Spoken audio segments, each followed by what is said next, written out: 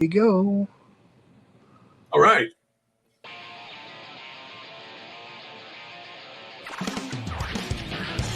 I'm Hulk Hogan, the greatest wrestler of all time. We're not worthy! We're not worthy! You're a spaceman, huh? No, actually, I'm a plumber. New World Order. Honestly, I can't go anywhere without getting a boner. How you doing? I live my life! Woo!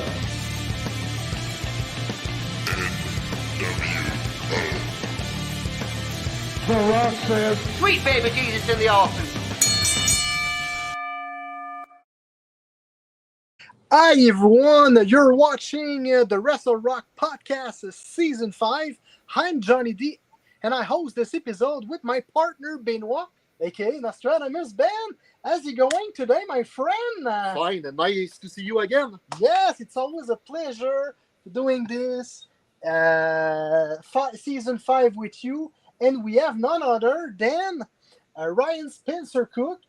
He is the Rock City Machine Co. Member. He is always involved with the AceFrehley project, and also a guitar player for the Gene Simmons Band.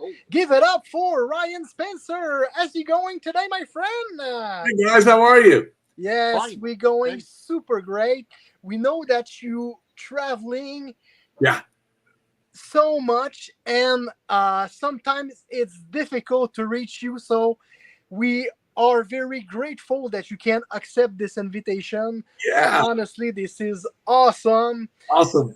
Thank Yes. you guys. I appreciate the invitation, and I'm happy that we were able to get our schedules worked out so we could do this together. So thank you for doing this. No problem. No problem. No problem. So the first question was very simple. So Yeah, of go course. ahead, my friend. Okay, Mr. Spencer Cook, who was your favorite musician or band when you were young?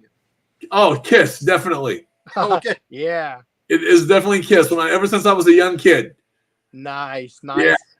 And we know that you currently release a single album and a full album with Ace Band, of course. The question is really simple. So why did you choose to release the single Cherry Medicine and the following day with the 10,000 volts under the AceFrehley name? Right. Well, I'll tell you what. Honestly, that's Ace's band. So Ace's new record is called 10,000 Volts, and Ace is doing a lot of press for that right now. Who knows? You guys may talk to him as well. Yeah. Ace is doing a lot of press. We're doing a lot of touring. We've done 2 videos. And then did 1 video by himself. But to be honest with you, as much as I'd like to take credit for, as to why what song is picked, or I really have nothing to do with it. It's Ace's band, and he and the label decide that. And I'm pretty certain I can answer on his behalf. They chose to release the song 10,000 Volts first. Okay. That's the title track, and that's the name of the album. So they do that one. And then there was another video that we did with Ace that you mentioned called Cherry Medicine. Mm-hmm. And they're trying to just put, keep as many eyes and ears on the record as they can. So they just felt like that was the next single. And who were we to say no? So we just showed up and did the video. It was great. And the music is awesome. And image, I can't believe it. You must to see it, honestly. And if you, for your information, everyone, if you want listen these 2 different albums, every album is available on Apple Music, iTunes Music, Spotify, Amazon Music, and also at Walmart. Yes. Yeah. You live in Nashville, Tennessee. Did you decide to live there for the city's reputation and to be able to make a living from your passion, my friend? Yeah. The thing was, I lived in Los Angeles as well. Okay. And, it just made sense for, their music towns. The music industry lives in both of these cities, both in Nashville and Los Angeles. There's music in every city. in town, and I am aware of that. I come from the Midwest. I come from Topeka, Kansas. But that being said, you increase your chances of meeting more people in the industry, more people that do what you want to do, more people with the same mindset that you have about writing, recording, record deals, touring, the whole deal. It's a hard business, but living in the cities that are driven by that kind of business, it increases your odds. Let's put it that way. Yeah. So yeah, I came to Nashville because it has a reputation for, record labels, touring artists, playing artists, musicians, publishers, everything. It's all here. Yeah. All right. You are one of the important players in the AceFrehley Band. How did you come to play with AceFrehley? Well, the way that started is with Gene Simmons. Okay.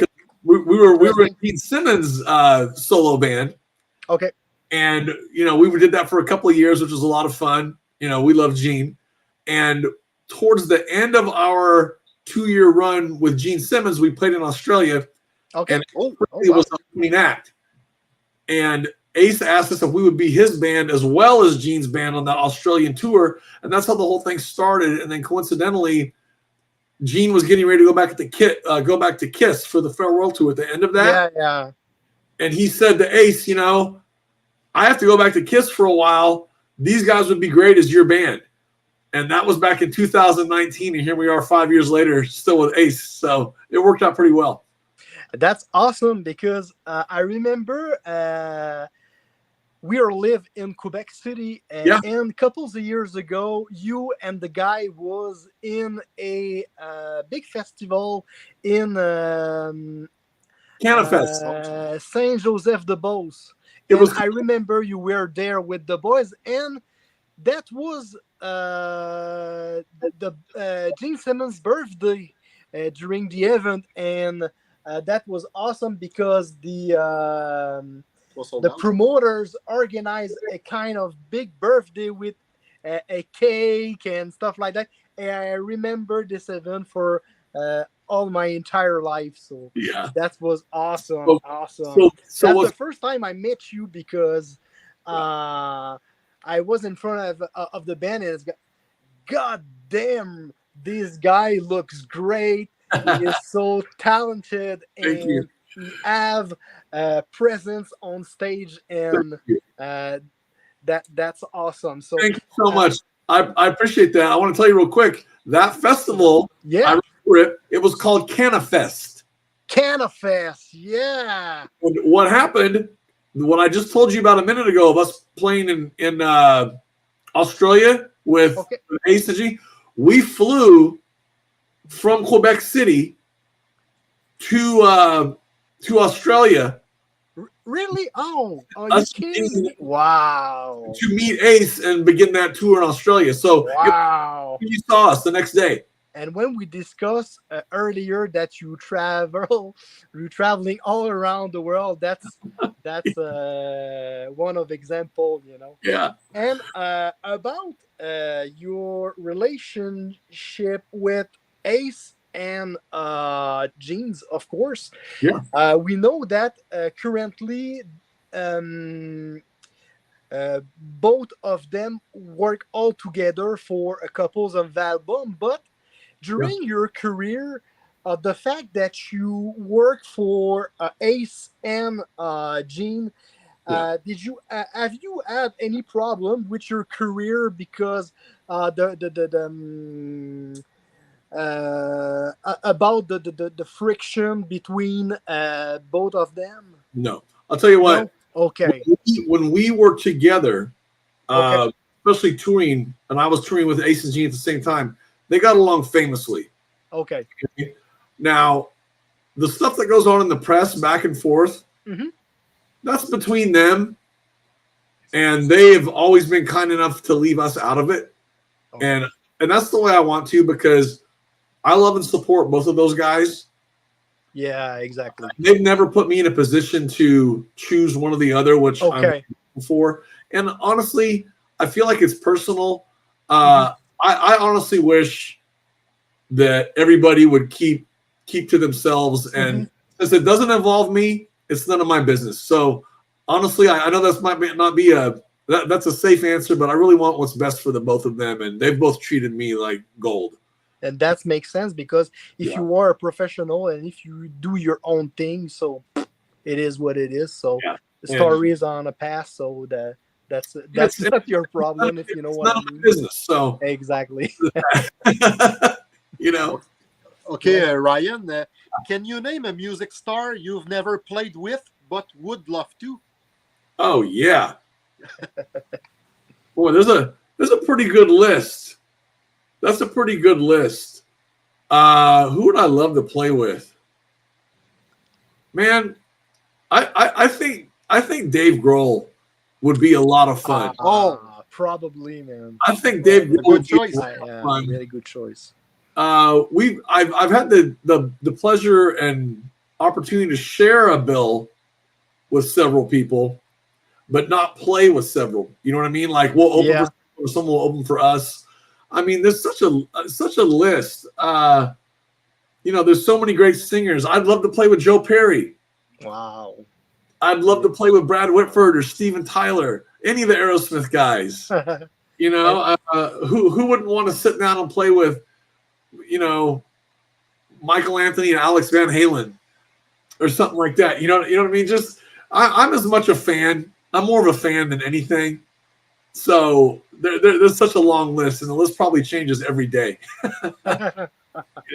And that totally makes sense, because you are a rock player, and all your answer makes sense. So you know that you are in relation with Gene Simmons. So are you a wrestling fan, since you are dating the beautiful G? I should be, shouldn't I? I'm embarrassed to tell you that I didn't even know that Glow existed until I met her. Okay. I did. I had never seen the television show. Okay. I never heard of her when we met, and then it just all of a sudden I got shown this whole new world that I didn't know anything about. It's a lot of fun. Nice. It's a lot of fun, but I was embarrassed when I didn't know about Glow. I had no idea. Okay, you've played you've played on a number of albums, including Skid Row's, the Gangs, All Here, Ascend to Great Heights with Alice Cooper and AceFrehley, and recently 10,000 Volts with Ace again. What's your best recording memory? Oh, geez. There's so many. Well, let's start. You mentioned Skid Row, for example, right? Okay, Skid Row. Yeah. Those are my dearest friends. Mm-hmm. And all I did on that new record was sing background vocals, right? Yeah. On a lot of the songs. And it was recorded right here in Nashville. Rachel lived right down the street. The producer, Nick, lives right down the street. We're all neighbors. Okay, so okay. It was real easy for them to call and to say, hey, we need you to come sing this song today, or come sing this song today. But the thing that makes it so fun is we're best buddies. So every time I got to do it, that was a lot of fun. And then you skip to Ace, like playing on Ace's record when we redid She on, what was it called? Origins, Volume 2. I told you that growing up, Kiss was my favorite band when I was a kid. Getting to play on a record with one of the original guys from Kiss, that was a whole memory in itself, just because of course I always hoped that I would just open for Kiss. I never had any idea that I'd be playing on a record with one. Yeah, and mostly when you were a Kiss fan. So that's So that just happened by, just all the work over the years. Like I said, it was a big surprise, because I always kind of thought I'd end up on tour with one of them, like as an opening act or something, but I never thought I'd be in a band with one of them. So that's just a great memory, great opportunity. You created the Rock City Machine Co. Can you tell us how the RCMC projects came from? Yeah. Well, that band is me and Jeremy and Philip. Okay. And the three of us are in Gene's band, and we were in Gene's band, and we're in Ace's band, and we're always together. So even when we weren't touring with either of those two guys, we were doing shows ourselves around Nashville and in different cities. And then it finally just came to the idea, like, well, why shouldn't we do a record? So we recorded it with producer Marty Fredrickson, who's produced Aerosmith and Ozzy and Motley and the Struts and all these people, and he's here in Nashville. So it just seemed like a logical step to make a record, you know, and it's fun making records with your friends. And that's exactly what happened. Yeah. Okay, for our pre-closing segment, we'll give you a name and in few words, tell us something about them. Okay. The first one is Alice Cooper. Oh, the king of shock rock. Of course, yeah. The king of shock rock. Great songwriter. Great songwriter, performer. David Bowie. Oh, boy. Just he was so iconic, you know. And the thing that I loved about him, he was even though he was a rock artist, he changed himself. Yeah, you know? Of course. It was like he would change his sound and his image, but it all still sounded like Bowie and it all fit together. So he's just a master of just, you know, combining different styles of music, but never losing who he was in the whole process. So I love that. He is a creative genius, of course. Yeah, he is. The second, the third one is Nikki Sixx.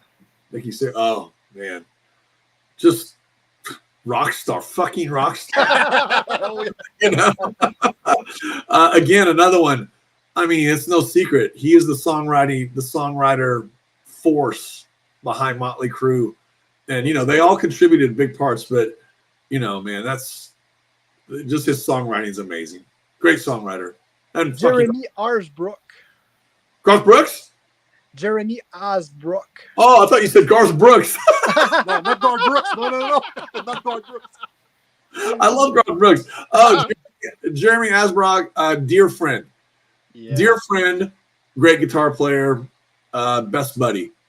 Yeah. And the last one. Garth Brooks. He's a good guy. I love him. And the last one, Ryan Spencer Cook. Oh, jeez. Just a lucky guy. Lucky, fortunate guy who loves his job. But don't forget, my friend, hard work pays off. So yeah. You deserve it. I agree. I don't know if I deserve it, but I have worked hard. So thank you for that. I appreciate it very much. Thank you. And we are on our closing segment. So first of all, thank you so much for the interview. That was an honor to have practically a 20 minutes generous time of your time. It's very appreciated.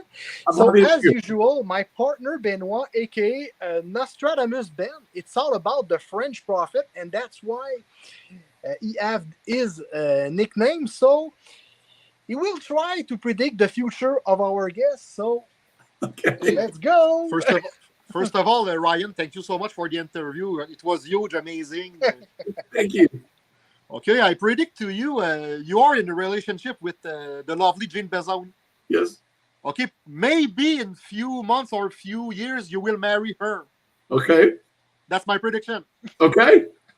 Well, let's see if you're right. We push that on the universe. Only the universe knows. Yeah, exactly. So it was. We were with our special guest. I'm talking about Ryan Spencer Cook, musician, talented musician for Gene Simmons, AceFrehley. Garth Brooks fan. Thank you so much for your time. That was awesome. Thank you guys, and you know I'm always happy to talk to two fun, happy guys. So thank you guys. Thank you so much. Have a great one. Goodbye. Bye. Be safe. Yeah, you too. Bless you. I try to close this segment. Give me just 1 second. I don't know what happened.